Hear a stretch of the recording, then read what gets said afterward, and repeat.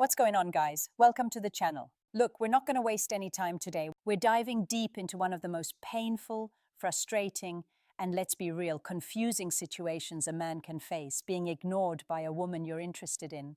It's that feeling in your gut. You had a great date, the texting was constant, the energy was there, and then nothing, silence. Her texts get shorter. She leaves you on read. She's busy. It feels like a door slamming in your face, and your first visceral instinct is to panic. Your brain screams at you, fix it, text her again, ask her what's wrong, show her you care. And that right there is the fatal mistake. That is the moment you give away every last ounce of your power. Today we're talking about the solution. We're talking about reverse psychology. This isn't about playing childish games. This is about understanding human nature. It's about psychology, attraction, and the raw, unfiltered power of indifference. If a woman ignores you, you don't chase, you don't plead, you don't get angry. You do something that she never sees coming. You act like this. First, you have to fundamentally understand why chasing is a death sentence for attraction. When a woman pulls away, she is consciously or subconsciously creating a power dynamic. She's holding the frame. By ignoring you, she's sending a signal. My attention is a valuable resource, and right now you don't have it. When you immediately blow up her phone asking, "Are you okay?" Or "Did I do something?" Or God forbid, "Why are you ignoring me?" You are validating her frame. You are screaming, "Yes, your attention is so valuable that I will debase myself to get it back. My emotional state depends entirely on you." It is the single weakest position you can take. You are no longer the prize. You are the beggar. Attraction cannot coexist with desperation. So what is the alternative? The alternative is a massive, jarring pattern interrupt. She is expecting you to chase. Her entire experience with other guys, and possibly with you, has taught her that when she pulls back, the man will push forward. It's a predictable script. Your power move is to throw that script in the trash. The moment you sense her pulling away, the moment you get left on read for a day, the moment she gives you that one-word K or LOL answer, you vanish. You don't just stop texting, you disappear from her radar. No texts, no calls, no viewing her Instagram stories, no liking her posts. You go into what I call deep work mode. You become a ghost. This is where the reverse psychology kicks in. Her brain is hardwired for the chase and pull dynamic. When you don't chase, you create a psychological vacuum. You break the pattern. The first thing that happens is confusion. Wait, why isn't he texting me? I ignored him. He's supposed to be begging for my attention right now. This confusion is the crucial first step. You have immediately subverted her expectations and seized the frame. You've introduced a question mark. But here's the kicker, and this is what 99% of guys get wrong. You cannot fake indifference. You can't just sit there staring at your phone, white-knuckling it, pretending to be busy while your insides are churning. She will sense it. Women are masters of intuition. You have to genuinely become indifferent. And how do you do that? You shift your focus 100% back onto yourself, onto your mission. This isn't just about not texting her.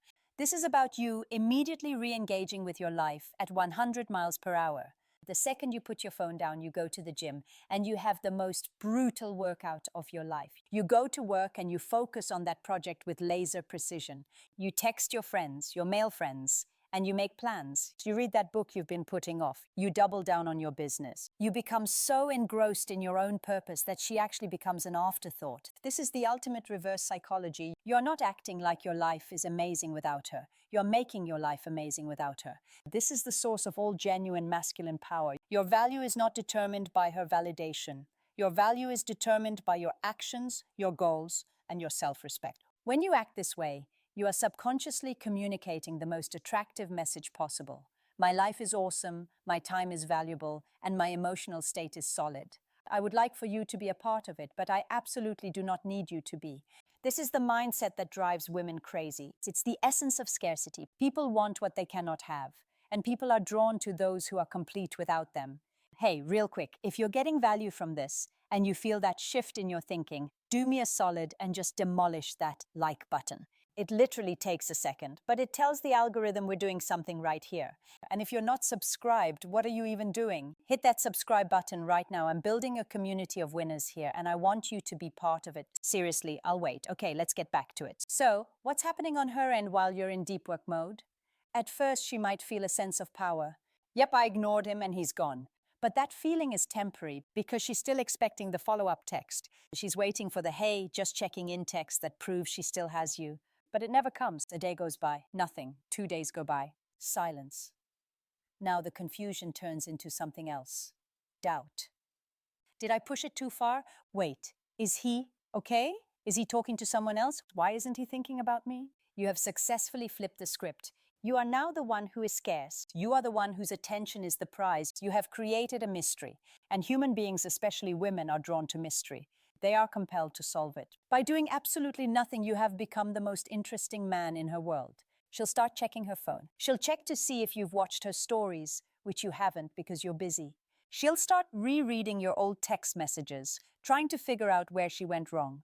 The entire dynamic has been reversed. The person who was being ignored, you, is now the one holding all the power. And you did it by refusing to play the game. You respected yourself, and in doing so, you forced her to respect you. This leads us to the next phase, because if you do this correctly, she will reach out. It's almost inevitable. Curiosity is a powerful drug. She has to know if she still has a hook in you. She has to solve the mystery of your silence. You're going to get that text. It might be a lame hey. It might be a random question. It might be a meme or a thinking of you message. The power dynamic of the entire interaction hinges on how you respond to this text. This is the ultimate test, and we're going to break down exactly how to handle it, how to cement your power, and how to re-engage on your terms, not hers. Right in the next part. All right, welcome back. In part one, we established the framework. We talked about the fatal mistake of chasing, the power of the pattern interrupt, and the critical importance of shifting into deep work mode, genuinely focusing on your mission to a point where you become indifferent, not just act like it. You've done the hard work, you've endured the silence, you've focused on the gym, your work, your purpose. You didn't crack, and now, just as predicted, your phone buzzes. It's her. You look down and you see that text. Hey, or what's up, or OMG, I just saw this thing that reminded me of you. This is the moment of truth. Your immediate instinct after days or weeks of silence is relief. Your brain floods with dopamine. It worked, she's back, she misses me. You're tempted to text back immediately. Hey, I've been thinking about you. Where have you been? And if you do that, you just reset all your hard work to zero. You've just communicated, I was waiting by the phone this entire time, and I'm so glad you finally gave me permission to talk to you. You've given her all the power back in a single text. Here is what you do instead. You wait. You see the text, you put the phone down, and you go about your day. You finish your workout. You finish that chapter. You answer those important emails. You need to put time between her message and your response. This isn't a game, it's a statement. It's a non-verbal communication that your time is occupied, that your world doesn't stop for her, and that her text is not the most important event of your day. An hour, 2 hours, even half a day, depending on the context. Your reply must be on your schedule. When you do reply, your tone is everything. It must be casual, cool, and slightly detached. You are polite, but you are not enthusiastic. You are not cold, but you are not warm. You are neutral. If she says, hey, what's up? You don't say, nothing much, just been working, miss talking to you. You say, hey, just wrapping up a project. What's going on? Or, hey, what's up? You mirror her energy, but with slightly less investment. You're not going to ask her where she's been. You are not going to mention her silence. You are not going to bring up the past at all. You act as if you barely even noticed she was gone. This will drive her crazy. She wants you to ask, where did you go? So she can give you an excuse and reclaim the frame. By not asking, you're telling her, your absence didn't register on my radar because I was too busy winning. The next move is critical.